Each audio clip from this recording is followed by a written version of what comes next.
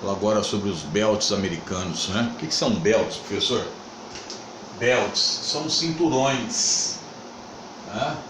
Cinturões, aqui no caso, belts agrícolas, cinturões agrícolas, tá? Por isso que tinha antigamente no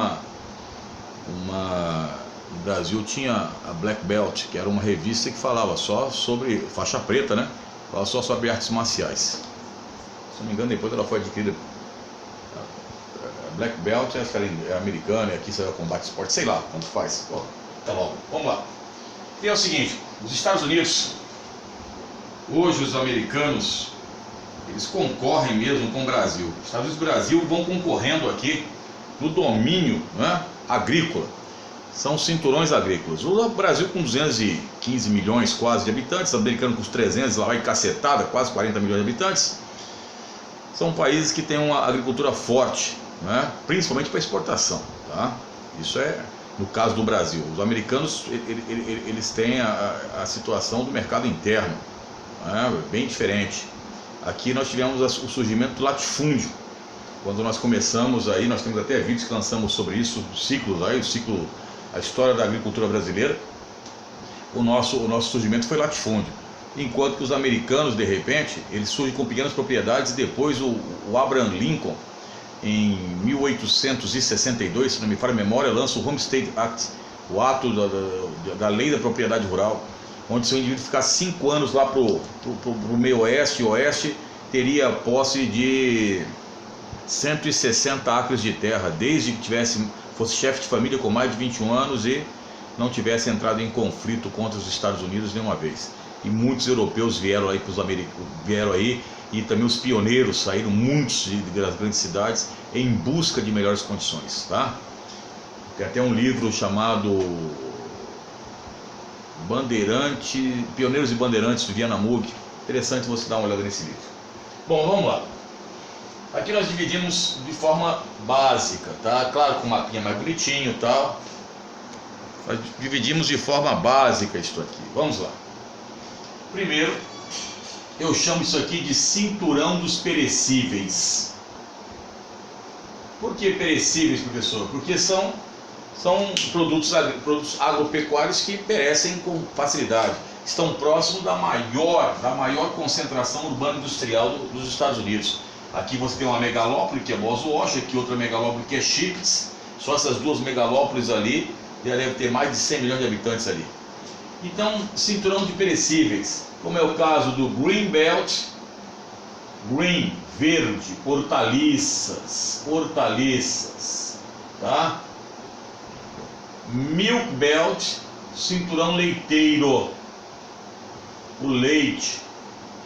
E o Dairy Belt, que é o cinturão dos laticínios.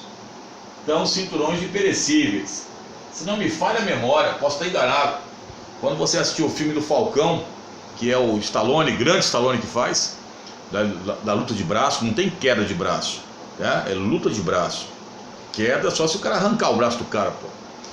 E os caminhoneiros ali e tal, que mexem com perecíveis, estão tudo ali, naquela região ali, principalmente naquela região lá, dos Grandes Lagos e Nordeste. Aqui é o trigo. O trigo, o número 2, é o chamado Wheat Belt, uma das bases alimentares americanas, que é o trigo, que no Brasil, né, os grandes produtores de trigo ficam no sul do país, mas nós nunca tivemos uma política mesmo voltada para grandes produções de trigo. É uma pena. Aí compramos trigo da Argentina, do Canadá, mas infelizmente não produzimos para o consumo.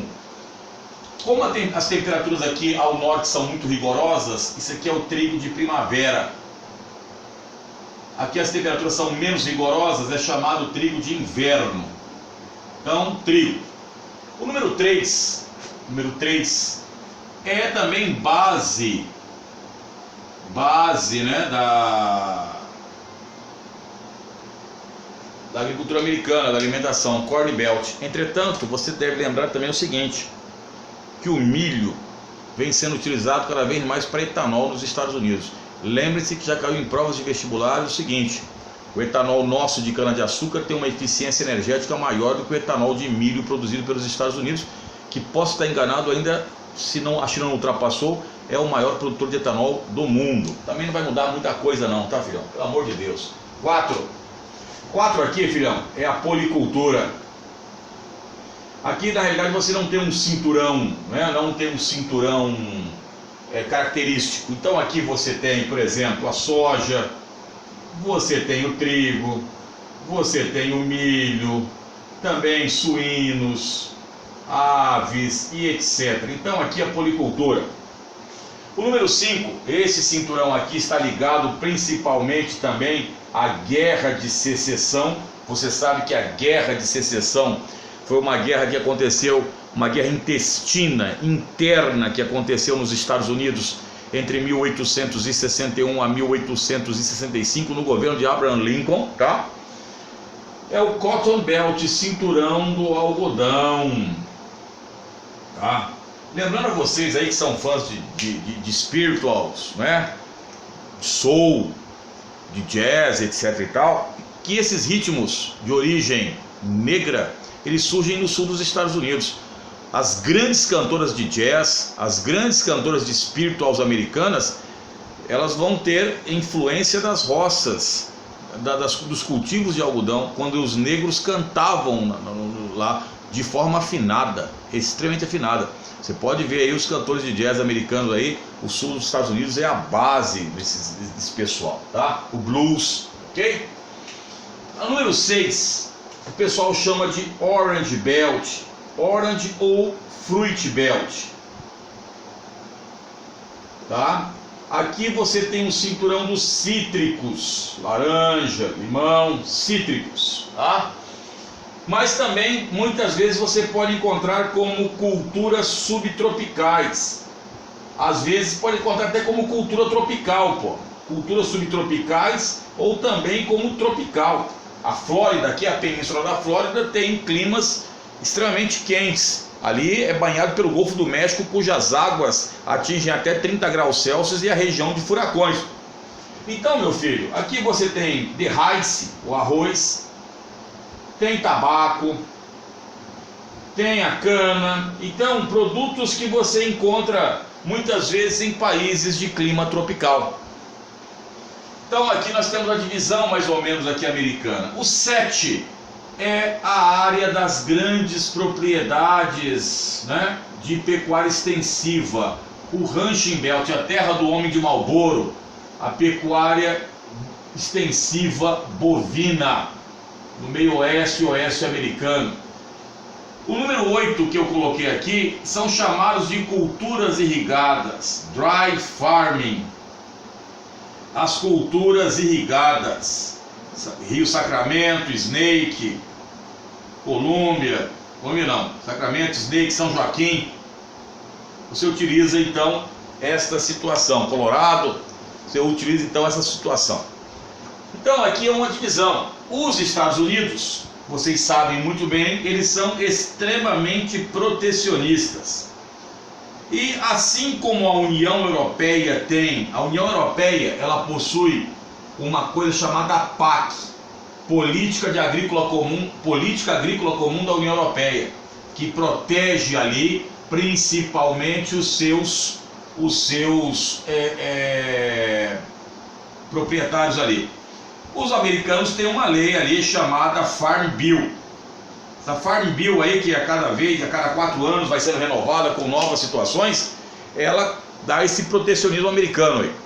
E lembrando que o presidente George Bush pai, né, porque apesar dos americanos, grande parte da agricultura ter saído de policultura, de subsistência para o mercado interno, pequenas propriedades, às vezes médias propriedades, você tem que entender que os americanos, eles são donos, eles têm uma das maiores transnacionais de alimentos. O Brasil também hoje não fica muito atrás de algumas coisas, né? O Canadá também tem. Mas você tem o famoso dizer do presidente George Bush, o pai, Foods Power. Então George Bush, o pai, ele fala essa frase. Aí o aluno pergunta numa vestibular, o aluno traduz: comida é poder. Filho, isso não é tradução. Se o cara te perguntar o que George Bush quis dizer com isso, não é comida é poder. O que que significa isso? Ah, sim. Então dizia o seguinte, George Bush dizia assim: quem domina a produção de alimentos, a tecnologia da produção de alimentos, então quem dominar essa tecnologia, dominar as agroindústrias que produzem os alimentos, de certa forma domina o mundo. Só vou lembrar para vocês o seguinte: na década de 1960 teve na Ásia a chamada Revolução Verde, e os americanos enviaram sementes lá para a Índia e tecnologia para eles desenvolverem 3 colheitas ao invés de apenas 2 de arroz. Aí o pessoal, nossa, diminuiu, amenizou a fome indiana. Não, na realidade os americanos compravam isso aí a um preço menor. Se você tem mais alimentos, um alimento mais em abundância, o preço desce. É clássico isso aí. Então esse aqui também é clássico de provas quando o senhor faz os seus vestibulares, os belts agrícolas americanos, tá? Então cola conosco, compartilha o vídeo, dá um like. Eu não sei para que serve esse like, se fortalece o canal, mas vai, todo mundo fala isso, eu vou falar também. Não sei para que serve isso. E veja um pouco essas aulas aí, né?